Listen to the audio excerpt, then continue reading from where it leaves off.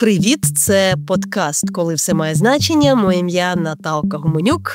І тут моя партнерка Ангеліна Карякіна. Всім привіт. Ми маємо зараз нагоду слухати твою розмову з головою бюро Associated Press упродовж останніх кількох десятиліть Боснії, яка, зокрема, очолювала цей підрозділ медіа під час облоги Сараєва, під час війни. Її звати Аида Ćerkez. Розкажи, за яких обставин ви спілкувалися. Окрім очевидного, що ти хотіла від неї дізнатися насамперед? Чого чекати? Так, Аїда була головою Associated Press більше 20, по-моєму, 3 років. Зараз вона продовжує працювати редакторкою, працює насправді в OCCRP, займається розслідуваннями корупції та інших злочинів, організованої злочинності. Безумовно, мені з нею хотілося поговорити про війну. Познайомилися ми з Аїдою на Львівському медіафорумі і записували ми цей подкаст на Львівському медіафорумі, тому трошечки чути буде там дуже багато людей. Певний в нас там такий шум, супровід колег, які теж спілкувалися скрізь поруч.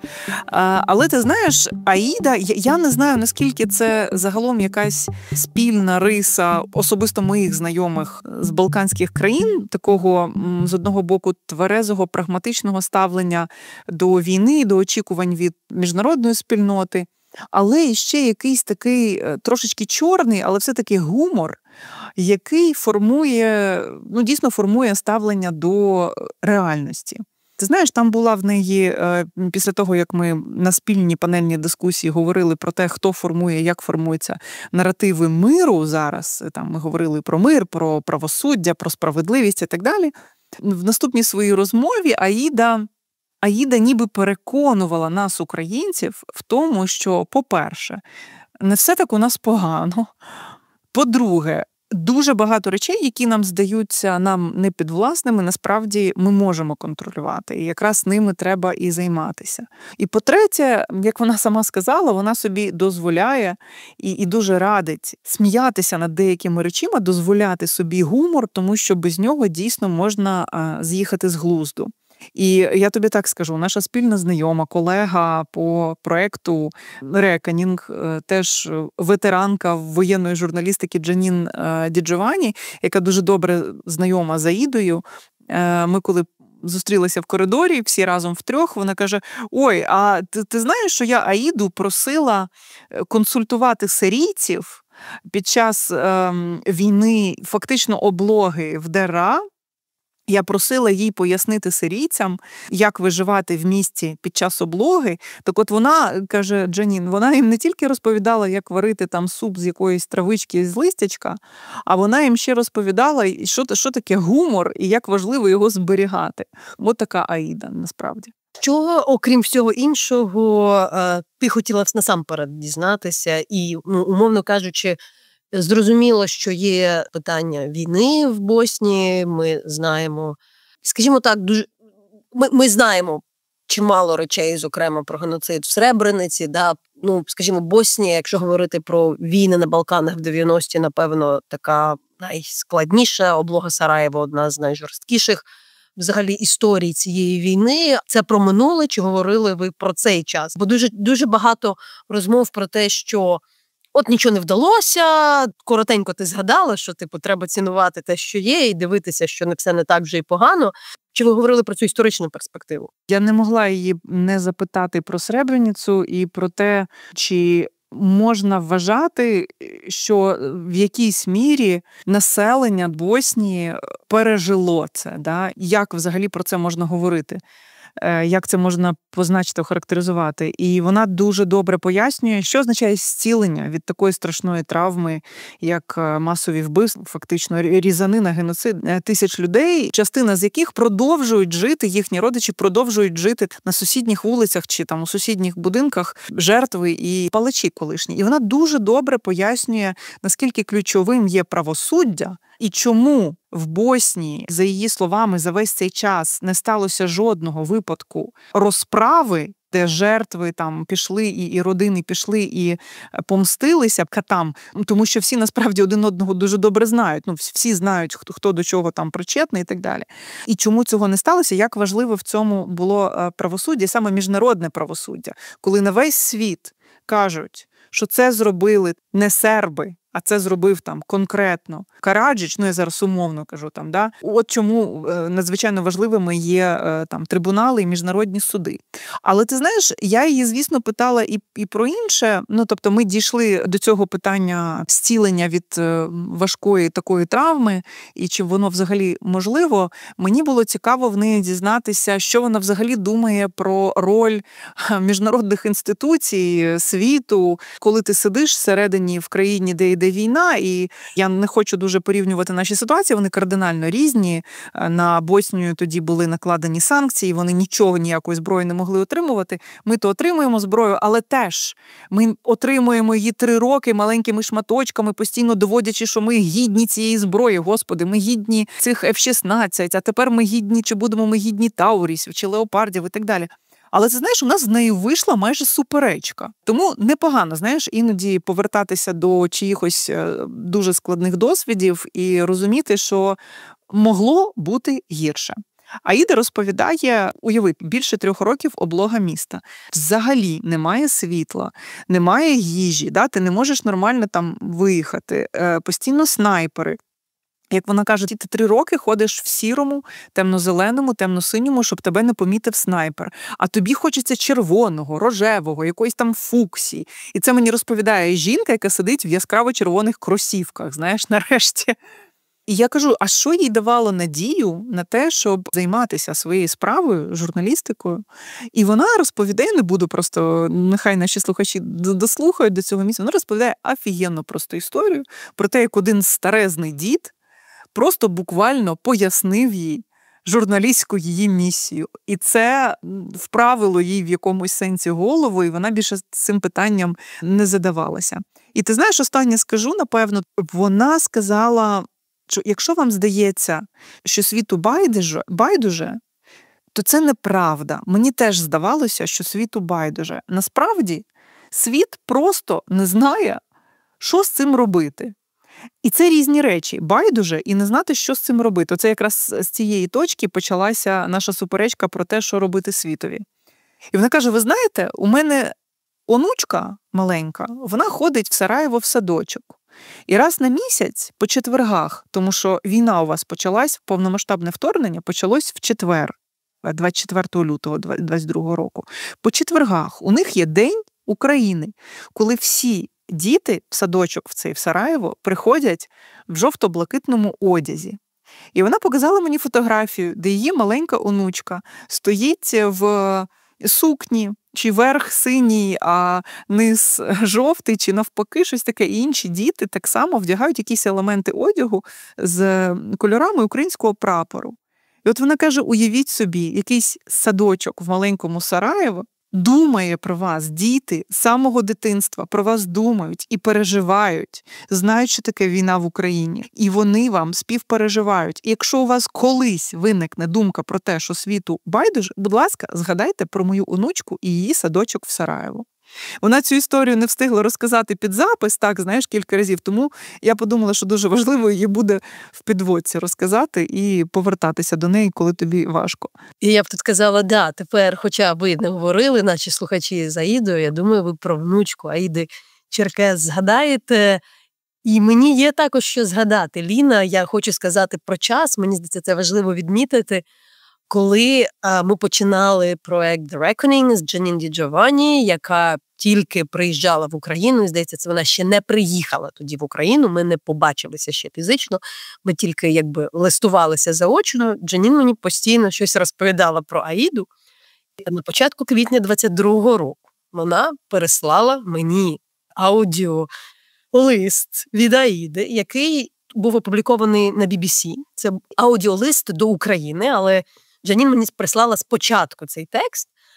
Я не буду його зачитувати, його можна знайти онлайн, можна дати лінк, як він буде, я не буду читати весь, я зараз подивилася. Це 6 квітня 22-го року. Але що було важливо, я думаю, ви можете всі повернутися, кожен зрозуміти, що ми думали про майбутнє в квітні. Ми все-таки були в квітні 22-го вже трошечки в кращому стані, ніж, скажімо, в кінці лютого.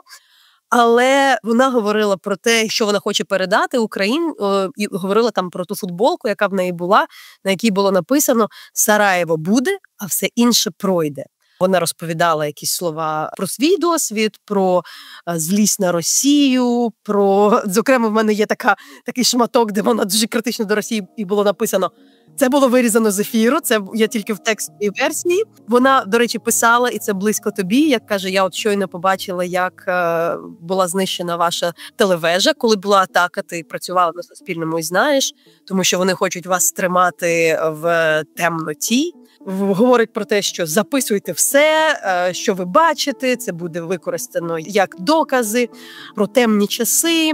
Але далі там було сказано, я перекладаю тільки останні 3 рядочки, що я бачу у вас ту саму стійкість, я чую, як ви співаєте ваш гімн, як ви голими руками соваєте танки, але через час ви будете співати, як і ми співали, нові пісні про вашу сміливість. Ви будете перечитувати поезію, яка ще зараз не написана, яка стане частиною ваших слоганів і яка дасть вам змогу вижити.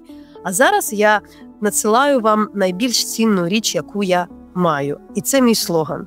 Але я його трошки переробила. Україна буде, а все решта пройде. Слава Україні, Сараєво! Да, вона, ти знаєш, до цього листа часто повертається, в своїх виступах і нагадує про те, що саме вона там писала. Це просто є безцінним. Вона, до речі, знаєш, останнє скажу, вона дуже цікаво розповідає про життя в облозі.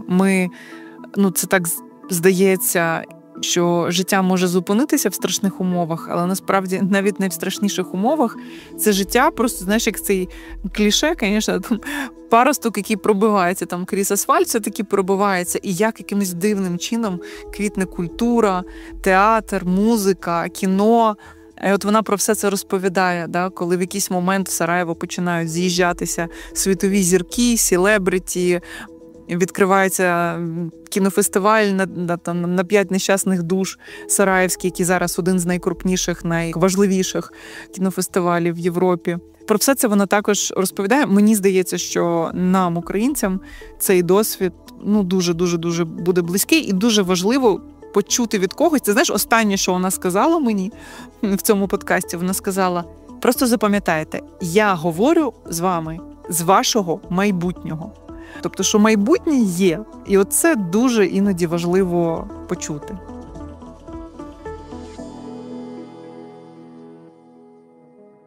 Я хочу подякувати тим слухачам і слухачкам, які вже присилають нам підтримку.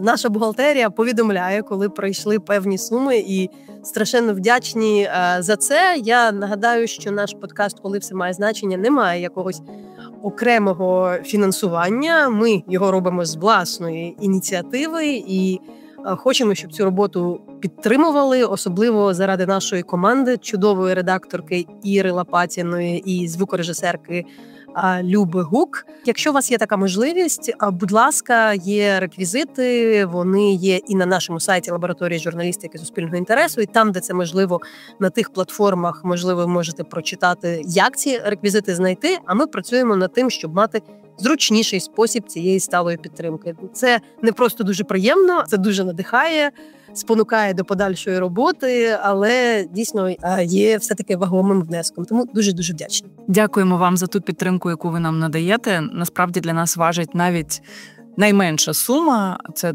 дуже важливо для нашої команди, яка професійно працює з нашим подкастом і дає нам можливість і далі спілкуватися і шукати найкращих, найцікавіших гостей, яких ви з меншою долею вірогідності ще десь можете почути, послухати, почитати, яких ми спеціально для вас з Наталкою відбираємо. з усього світу, буквально.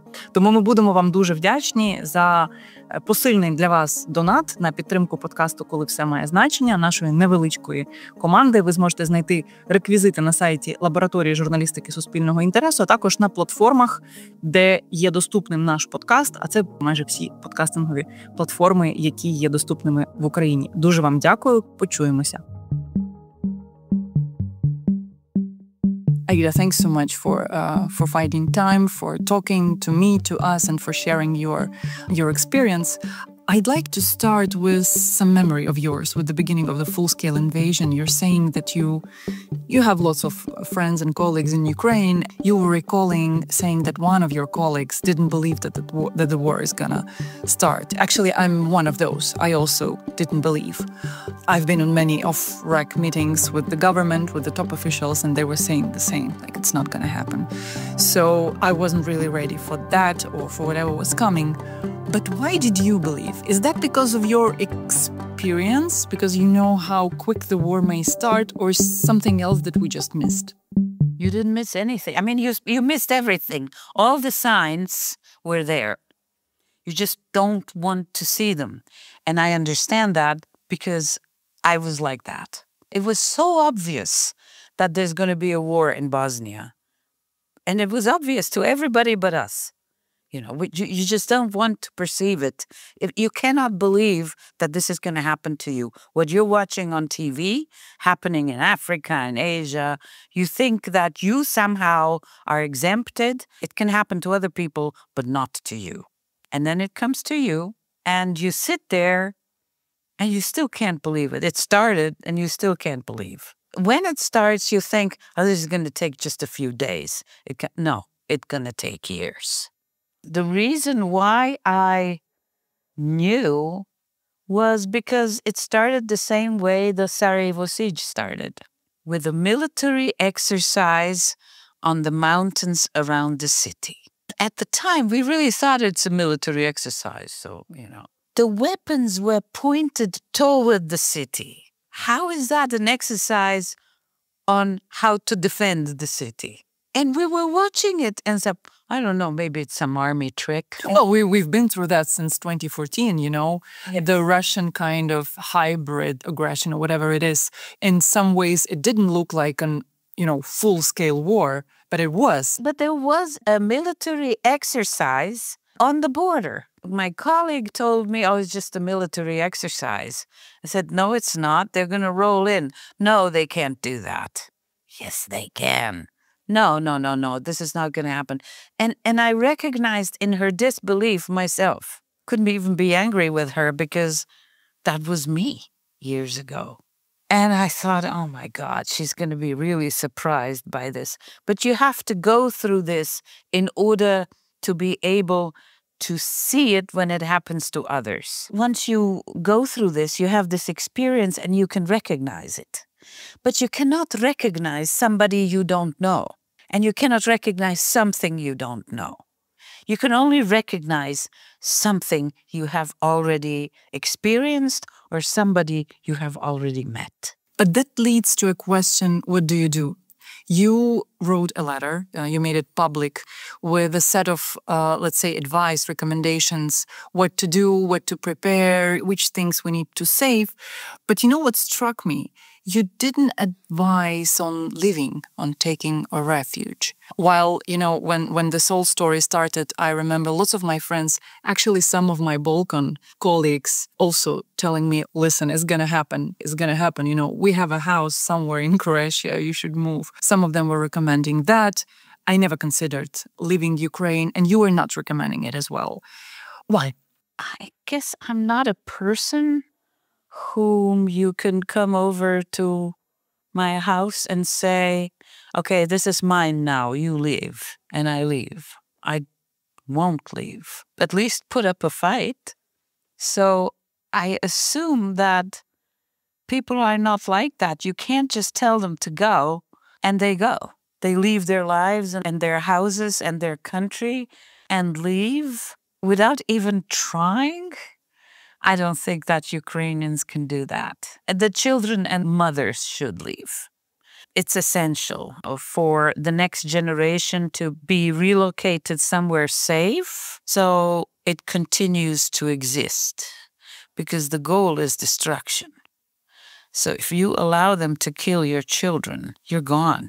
So you should evacuate children and have the guys or whoever can make sure that they still have a country to return to. But children are a burden in war times. They're just one more mouth to feed. You do not need them to be exposed to the trauma. You need a healthy next generation to continue your nation.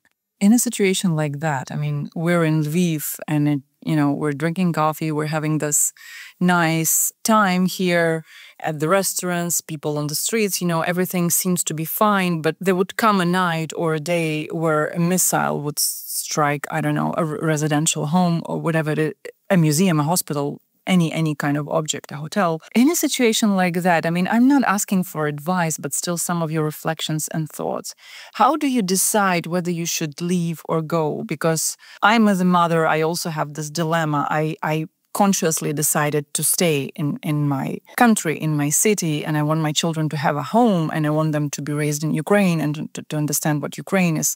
And I also know, just like you said, I wouldn't be able to function elsewhere. I don't see myself as a refugee. I just cannot imagine. Still, I wasn't in a situation of Mariupol, or something else. Maybe I would end up in a situation like that. But still, how do you take these decisions? Do you have any thoughts on that?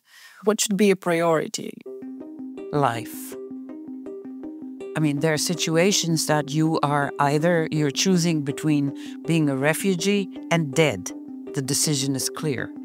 Or you're choosing between being tortured and terrorized and refugee. Better to be refugee, But if you live in Lviv, as far as I can see, this is terrorism, what's happening here. There's no starvation. They're not switching the heating off. They're not switching the water off, like what I went through and what people probably at the front lines go through. That's also a big chunk, a big part of the war, apart from the constant shooting. What you have here is terrorizing the population, letting them live a little bit normal, and then slam a bomb. So people are always nervous. They never know when one is going and where one is going to land and kill them or somebody from their family. It's this anticipation of pain that's sometimes worse than the pain. It's coming. What? You don't know when, you don't know where. That's terrorism. That's terrorizing an entire population. That can cause trauma. But, your casualties are not in hundreds, in thousands, like in other places. But it will leave some kind of a trace on your souls because it's terrorizing you. You cannot continue to live a normal life if you constantly fear. It's more difficult to decide whether you're going to be a refugee or not if you live in Lviv. Because it's kind of semi-normal. So you would say, oh, it's okay, Occasionally there's a bomb, maybe it's not going to hit me. There is yes and no. It leans more towards staying. And that makes this decision more complicated. It's easier to make this decision if you're living on the front line. Just take your kid and go. And let whoever is fighting do his job without thinking, oh, I have a mouth to feed back at home. Because the people who are coming to your country, they don't have their families 100 meters behind them. They're far away and they know they're safe. So that's a completely different attitude toward the battle than if you are fighting and your kid is like 500 meters behind you. So remove the kid, take it somewhere else. And then the soldiers are on equal levels. I wanted to ask you, you had several absolutely brilliant stories, and you're absolutely fine to repeat them 100 times because they're brilliant, about the way you found sense in what you were doing during the siege of Sarajevo. It lasted over 3 years, 3.5, almost 4 years, right? I don't know where you were finding hope. I mean, we will talk about the way the city and the residents were living, but still, you were a journalist. You were working as a journalist, reporting all the time, and nothing changed for weeks, months, and then years. Where did you find, reasons to keep on doing what you were doing? In the beginning, it was stupidity that drove me. I stupidly or naively thought that by reporting about what's going on in Sarajevo, I'm going to make the war stop. Seriously, I was that stupid. So I kept reporting, thinking that I will influence, it will contribute to peace. And then after 2 years, I realized, because I thought that if people would only know what's happening, they would do something. And it took me 2 years to realize that they know, but they're not doing anything about it. And at the time, I thought they don't care. Later, I will find out that it's not that. They do care, but they don't know what to do about it. Like, I don't know what to do about the Ukrainian war. It frustrates me. It's terrorizing me. Because the Germans have such a good word, Ohnmacht, helplessness. Helplessness. You're watching something and you're completely helpless. I should stop this, and I don't know how. And this is probably how other people perceive the Bosnian war, whereby while I was in the siege, I thought they don't care. It's not true. So for the first 2 years, I thought I'm going to stop the war. And then when I realized that I'm not, and that my reporting is not making any difference, I wanted to leave. And then I interviewed an old man. He was 92 at the time, and I interviewed him about the First World War. During this interview, which really changed my life, he asked me, "What are you doing? Well, why are you still here? Where's your family?" I said, "My family is in Germany. I'm reporting, but I think, I've had enough. I thought I'm gonna help end this war, but nobody cares, so I'm gonna go and be a refugee." And he looks at me,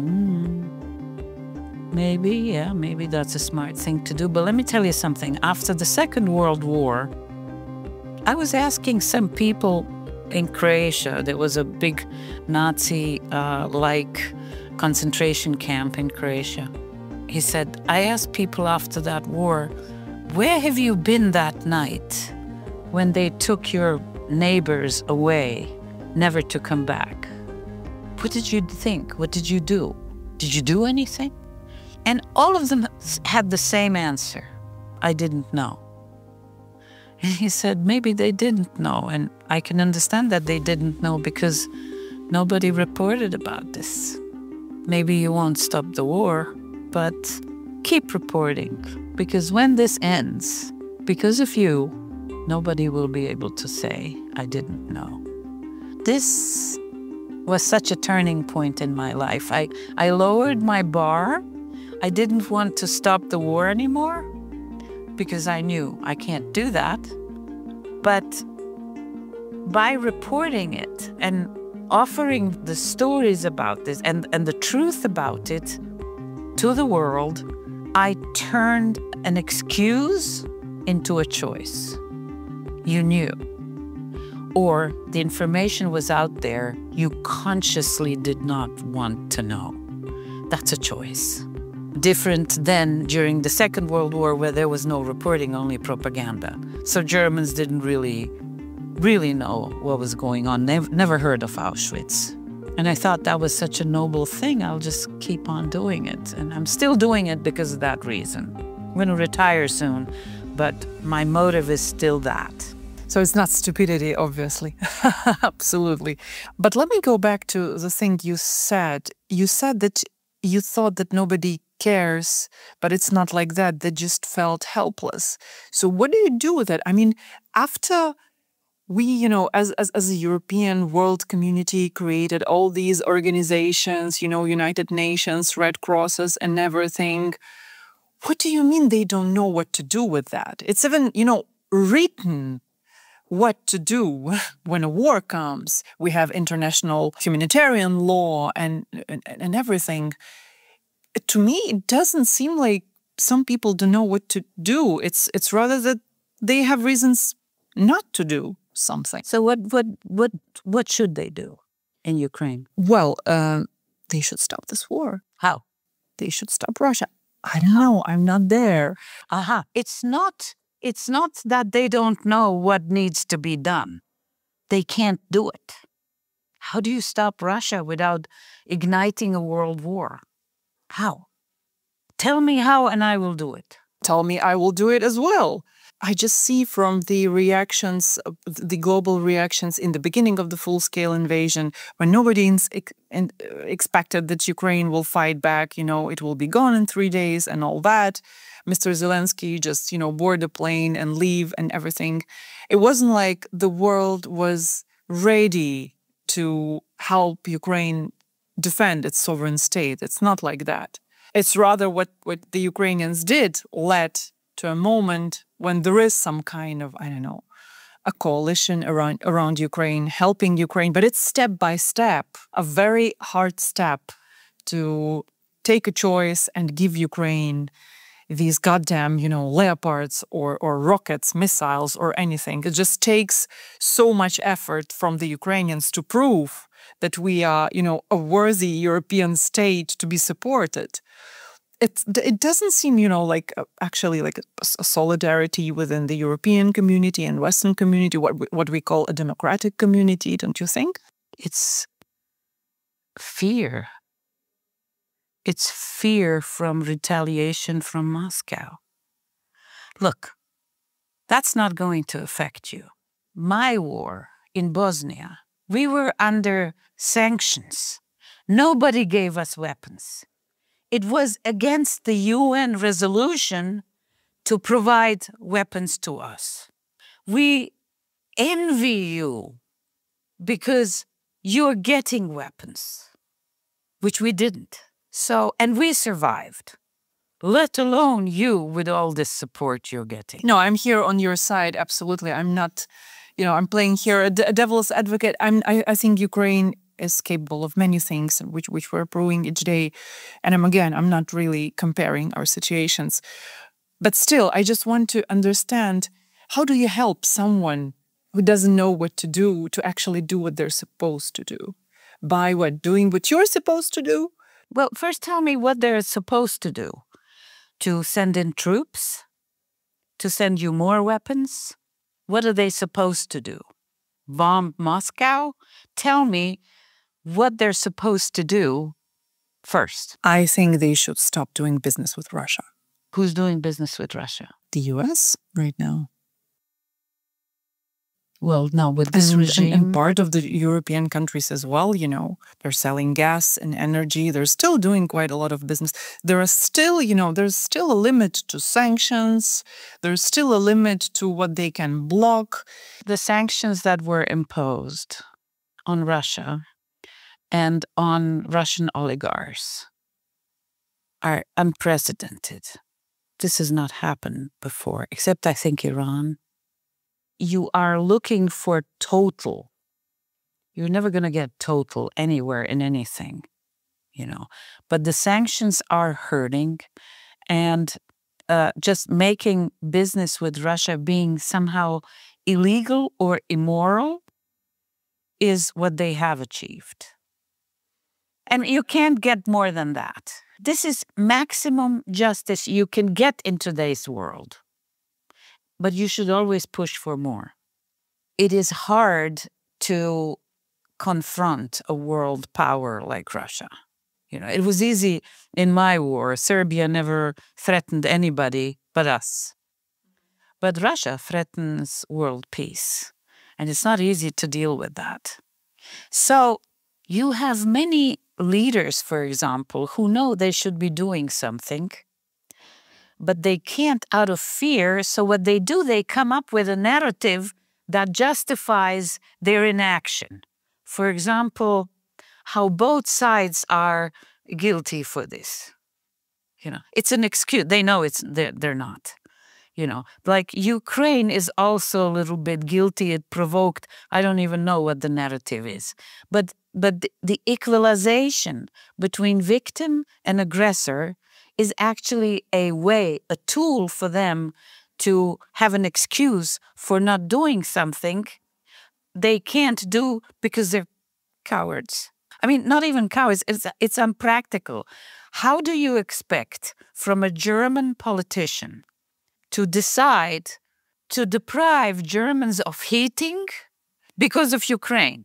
He's going to lose the elections.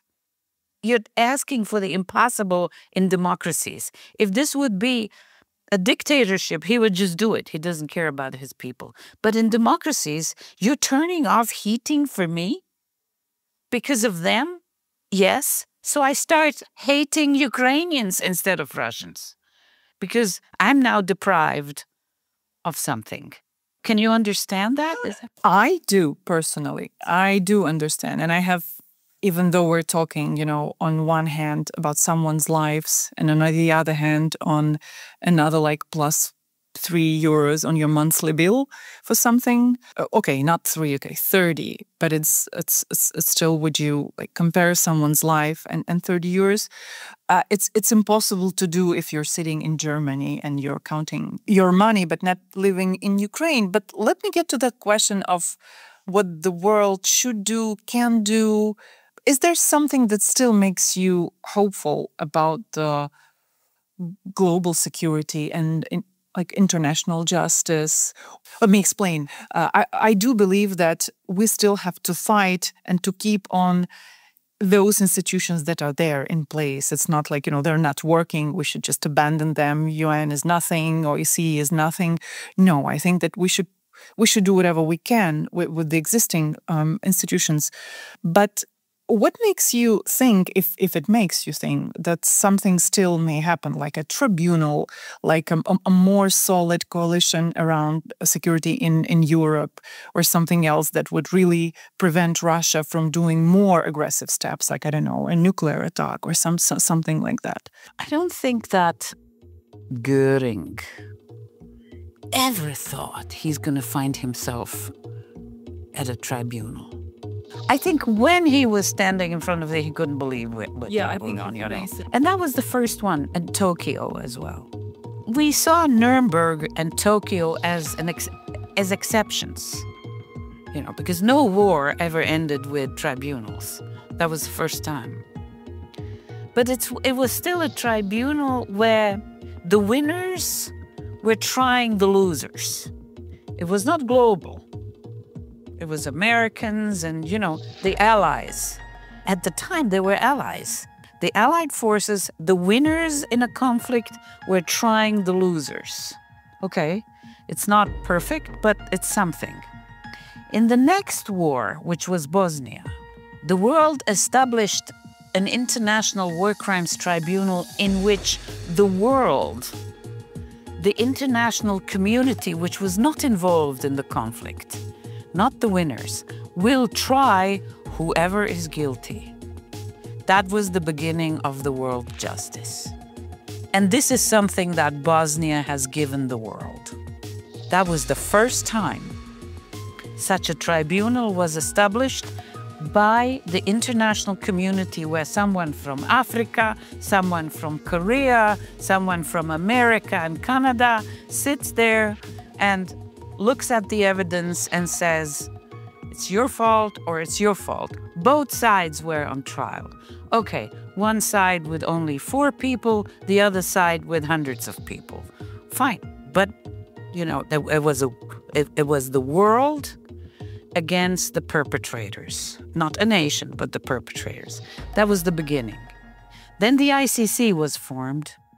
It has these baby steps now. Not everybody recognizes it. The main actors in this world don't recognize it for their own reasons, of course. Who doesn't recognize it? We know why. But at some point it will start working. When The Hague was established for former Yugoslavia, there was a question, I think, that one of the Serb leaders was asked, like, do you know that there is a tribunal? You might end up one day, in front of this tribunal. he was laughing to tears, Karadzic, yeah. And I don't think that any of these people really thought that this is ever going to happen. Now, it happened. People still think it's an exception and that only the little nations are going to face justice, not the big ones. But that doesn't mean that you should not have a tribunal. You should do what you can. But there will be a time when also the big ones will. And I know that nobody believes, especially not Putin or anybody, but there will be a tribunal, and maybe not he himself, who is already old, but somebody will stand trial for this. I think that's why I wrote in my letter, collect all the evidence. You have no idea how useful this will be one day at a tribunal, which you can't now even imagine. So we are going forward from Nuremberg, which was a precedent. We have moved to The Hague, and now we're going to go take the next step, whatever. It is going to happen. And society always goes 2 steps forward and then 1 step back. I think currently in the development of democracies, we're making this 1 step back with Trump and all these right-wing governments. For some people in this world, the progress was too fast, and they're pulling back. But that's not going to stop the progress. It's going to be 1 step back. And then we're going to go 2 steps forward again. And that's how it always goes. 2 steps forward, 1 step back. Maybe I'm not going to live to see the progress again, but it will happen. I think it's a very important point, and it gives control over what you're doing, because you can do whatever you do, just whatever you do, and then you'll see, without asking whether it makes sense at all, whether it play out in the future. And I think hundreds and hundreds of, Ukrainian and international teams are doing exactly that. They're just gathering the evidence, taking the testimonies, filing them, documenting them. And it's amazing work, because it's hundreds of thousands of war crimes committed in Ukraine. But let me go to a point you made at your panel at Lviv Media Forum. You were saying that something like, it's indeed a rule of jungle. If you're weaker, there's someone stronger, but it doesn't mean that if you're weaker, you're wrong. It's a good point. If you think that you are right, but you're weaker, it doesn't mean that you need to surrender to the fact that you're weaker. Could you elaborate a little bit on that? What exactly did you mean? You don't have to give up your values because you're weak. Because the day will come when rule of law will be established again. And you better be ready for that day, because that's going to be the day of the victory of the weak, but the righteous. It's just like I said, when we told the bad guys there's going to be a tribunal one day, they were laughing. But the tribunal came. You don't have to become bad in bad times. You can actually be good people in bad times. That's a matter of choice, I've seen many people who surprised me. Before the war, I knew them, and I could never imagine what they will be like in the situation of the jungle when the system of punishment collapses, and you don't have to fear of consequences of your action. You can steal, there's no police and stuff. I was really surprised for people that I thought were really decent. They became warlords and stole and mistreated other people. And for people who I really thought were nerds and I never noticed them before, they became the heroes of the good. It's amazing, it's like when they say, if you really want to find out the character of somebody, give him power. That's exactly what happens. Give him power, And if you give them power, if there's no system of punishment, their true nature comes out. And it's either ugly or it's really excellent. Situations like that bring out in people the best and the worst. They're extremes, you know. I've seen horrible crimes. But on the other hand, I've also seen, and war provokes enormous good. Solidarity I've never seen ever again. And courage, you rediscover people. And I have to tell you, summing it up, more people are good than bad. Some people behave well in normal societies because actually they're afraid of the consequences of the police. And other people, they're good, not because the police is going to come, because they're just good. So that's interesting to observe. You know, I wanted to ask you about life under siege. Of course, Ukraine is not to compare with what Sarajevo went through. But still, when you were telling the stories of how many celebrities came, you know, this premiere of Quentin Tarantino in Sarajevo under the siege and all these things. I also, you know, we also had this experience like of best stars and celebrities coming to Ukraine, mostly to Lviv, but then to Kiev as well, supporting and just, you know, feeling that you should be here, you should witness something. But it's not like in Sarajevo, it's more about the way how life looked for the people and for the people who were coming. Could you tell us a little bit more how it was possible, on one hand, like live without no electricity, no food supplies, medicine whatsoever, but at the same time have, you know, Susan Sontag having the Godot premiere, the theater, the cinema. How it all happened? How was it possible and why? I think that the celebrities that came, it was a statement of solidarity. And it was a statement for, I guess, democracy on their behalf. And to make such a statement, they came and lived with us for a while. It was also, I think, to draw attention to the war. Because it's like the Ukrainian war, it's being overshadowed by other news, by Trump, by Gaza. You know, ours was overshadowed by the O.J. Simpson trial. And then you have these celebrities coming and they bring attention, international attention. And they knew that, which is why they came. I think it was a very noble thing of them to do.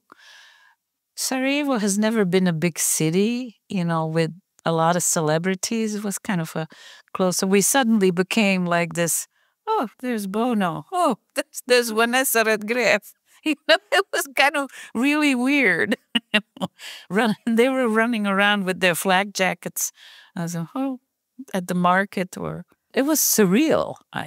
Actually, you know, but how I perceived when the war came and when the siege came, you know how I perceived that? The world changed so much. I felt like Alice in Wonderland, like I was falling through this rabbit hole, and then I found myself in a world where not even the laws of physics apply. There's a cat flying, and you just look at what the hell is happening here, you know? And in this world, together with the weird hat guy and the rabbits having tea, there's Vanessa Redgrave and Susan Sontag.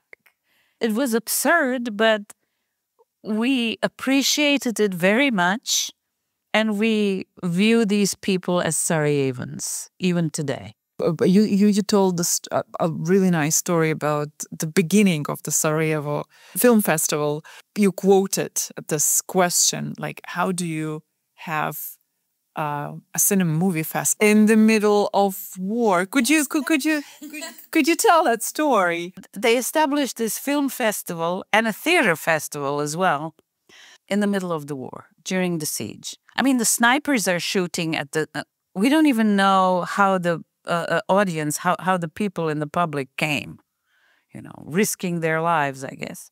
And so a foreign journalist asked the director at the time of this film festival, Haris Pashovic, like, it's insane to have a film festival during the siege, during the war.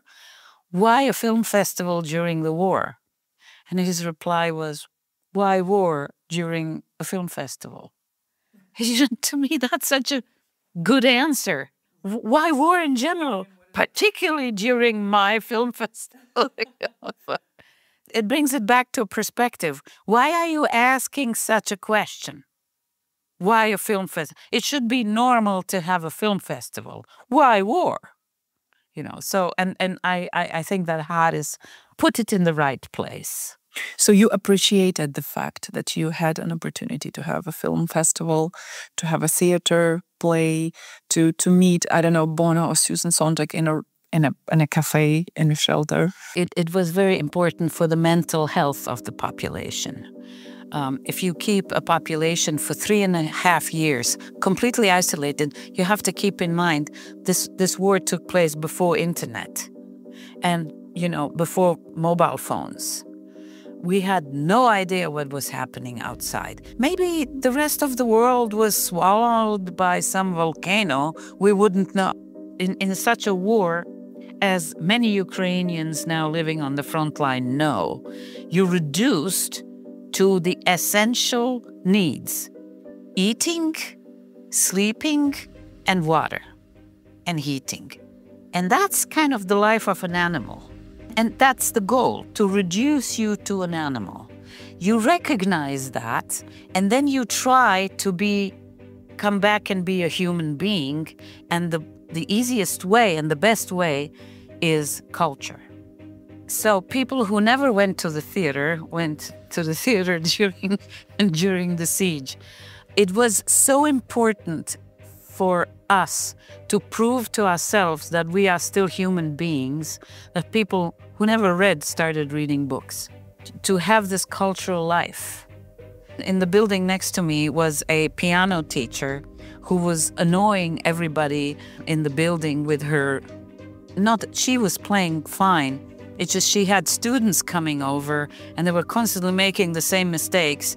It was horrible to listen for hours, like again. And, we hated her for that. She became the biggest star because we took the piano down to the basement and she had concerts and we felt great. And, when you go to the theater or you watch a movie, which was only possible if somebody would bring a generator because we had no electricity. For an hour and a half, you forget reality. You feel like a normal human being. And that's very important for your mental health. It is very important for the mental health of the population to have a rich cultural life. Probably my last question, but quite complicated one. How do you get through a crime like Srebrenica and heal as a society while having, some of the victims and some of the perpetrators living in the same community, sometimes in the same streets, very, very close to each other? Can you say that to some extent what healing is, that you healed from it or not? And what makes you take this path of, healing and going on? I'm not saying that they're healed, that these victims are healed. I don't think that anyone who has lost a child under any circumstances will ever heal. You can make the best out of your life, but it will never be like before. But what helps is courts, justice. You need closure. The first thing is you need the body. To bury the body of your beloved ones at a certain point, there's a place you can go to. And that was difficult to achieve because these people were buried in mass graves. But then when they started looking for the mass graves from the satellites, the perpetrators dug out the mass graves and relocated them. So later you would find, for example, one body in 5 different locations. And putting them together is like a jigsaw puzzle. And this is how the project of the Missing Persons Project, the identification through DNA, was born, actually, in Bosnia. Now it's an international organization, which is a huge step forward. It deals now with mass graves in Iraq, in South America, and in Africa, and everywhere. But it was born there out of the necessity to approve the crime. There's no crime without a body. They found the bodies, but now you have to make sure that this is the guy. So that was the DNA was used to prove that this is the guy. They had a campaign where the relatives of the victims were contributing blood, so it can be compared to the bones that were found in mass graves. A very complicated process, but very accurate. Once you return the body to the mother, that's step one. So she can bury it, and there's a closure, you know. First of all, then she knows he's dead. Otherwise, and I was talking to these mothers, every sound of steps in the hallway of a building, she thinks it's him. Somehow he survived and he's coming back. You can't live like that. Once you establish that this is the body of my child, it's dead. I'm not waiting for him anymore. You can kind of move on. But what's moving on? Now I want justice. I want, first of all, the truth about what happened, and I want the perpetrator in jail.